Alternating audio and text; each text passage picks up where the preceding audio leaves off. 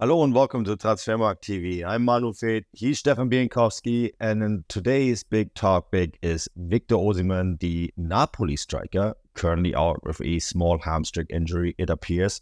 Not that that has stopped him before his injury, because Stefan, 6 goals in 8 games. He scores every 104 minutes. That's pretty much the pace he was on last year and made him a 120 million euro player or asset, I guess, for Napoli.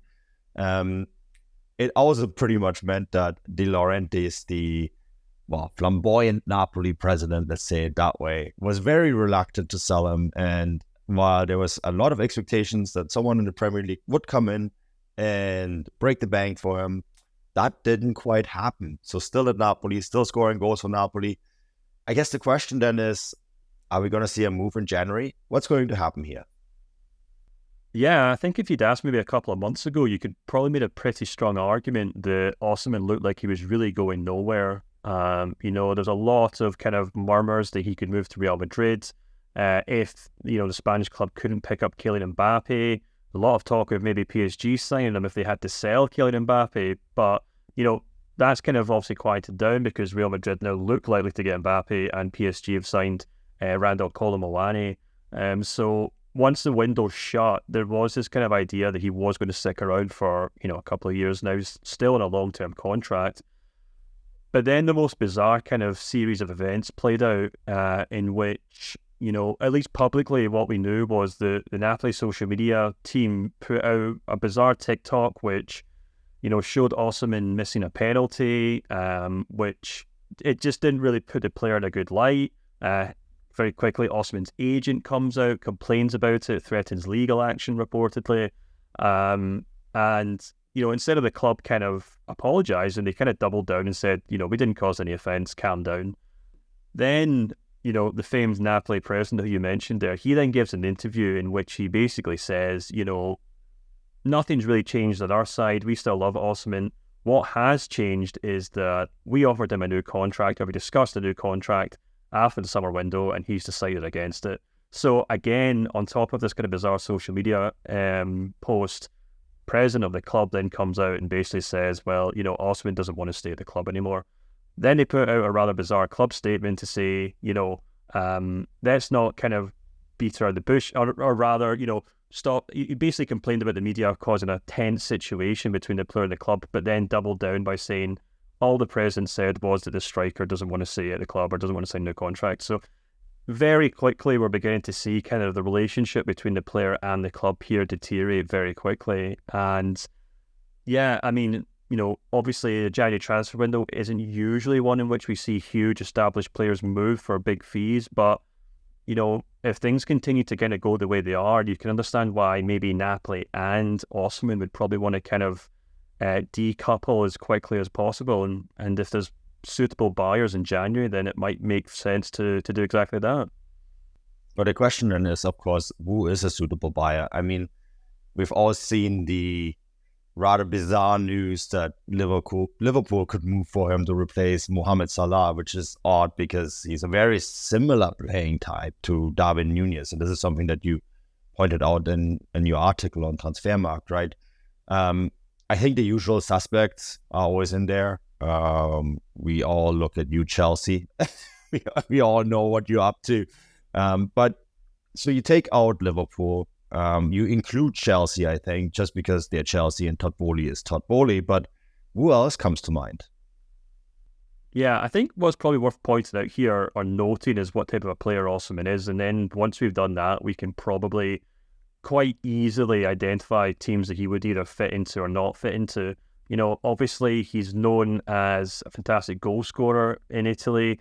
His movement's outstanding, his finishing's outstanding, but he is fundamentally a kind of old-fashioned number 9 penalty box striker. And what I kind of noted in my article was that while he was the third best goal scorer in Europe's top leagues last season with 0.81 goals per game, unlike some of the other kind of top goal scorers across Europe, his percentage of goals that he scored in the box was much higher than some other ones. So, for example, while Osimhen scored 100% of his goals in the box, Harry Kane scored 90%. Mbappe scored 90% as well. Haaland was 97%, so a bit closer, of course. And Alexander Lacazette, who did very well at Lyon, was 96%. So they're not huge numbers, of course, by any means. But I think what it points out is that Osimhen is very much a player who has to get in the box, get on the end of moves, not so much into crosses, because he can sometimes be mislabeled as a target man. He's much better with the ball at his feet, I would say. But I think he is fundamentally a penalty box striker. And as such, when you then, as you mentioned a moment ago, if you then compare that to what Liverpool already have, which is, of course, Darwin Núñez, and the fact that, Osimhen by no means is a kind of Mohamed Salah player in the sense that he can play on the wing and slot or and create chances of sorts. Equally, he's been linked with Manchester United, which makes very little sense since they already signed Rasmus Højlund. But two clubs rather that could use him, in my opinion, and have been heavily linked are actually Chelsea and Arsenal. As you mentioned, of course, Chelsea, they're not ones to shy away from signing, big profile players, especially when they're up for sale. But if you look at the forwards that Chelsea have signed recently, they got Nicholas Jackson and Christopher Nkunku. And they're both players who very much like to kind of float in and outside the box. And Nkunku in particular, who, up until maybe his final season at Leipzig, was maybe more of a number 10 or an inside forward. And Nicholas Jackson's always technically a number 9. He's a player who likes to drift from wing to wing as well. So you could see where Osimhen would kind of link up with those two players quite well. And of course, Arsenal as well is an interesting one because while they have goal scorers in midfield and Gabriel Jesus, they've obviously kind of had a bit of trouble with that number 9 position. We've talked about Balogun before on the show, and he's had to maybe move to get game time. Eddie Nketiah's proved to be a good kind of substitute striker, but I don't think Arteta's really convinced of him in the long run. And, if reports are to be believed, Arsenal are willing to kind of go out and sign their kind of indistinguishable, number 9 for the long term, then Osimhen kind of fits all the bills there. And I think he'd obviously make a great signing in the Premier League. So those are the two clubs in particular, more so than the likes of Liverpool or Manchester United, who already have players in that position. And as we mentioned earlier, Real Madrid probably more likely to pick up Kylian Mbappe next summer, and PSG maybe already have their Mbappe replacement in Kolo Muani. So we're just going to have to wait and see whether, Napoli are willing to play ball, because in the past we've seen them hold on to star players almost out of spite rather than move them on. And of course, whether these clubs are willing to spend big in January.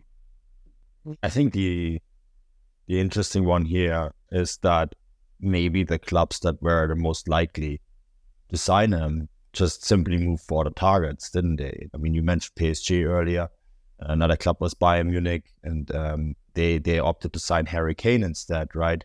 So you almost wonder if Victor Osimhen is almost a victim of the high price tag here, right? Because he is quite expensive. We all know what Napoli are going to demand, and it's going to be pretty much in the region of the market value that we have now on our side, which is 120 million euros. And that could even price out someone like Arsenal, Stefan, right? Because they aren't exactly a team that spends a lot of money often.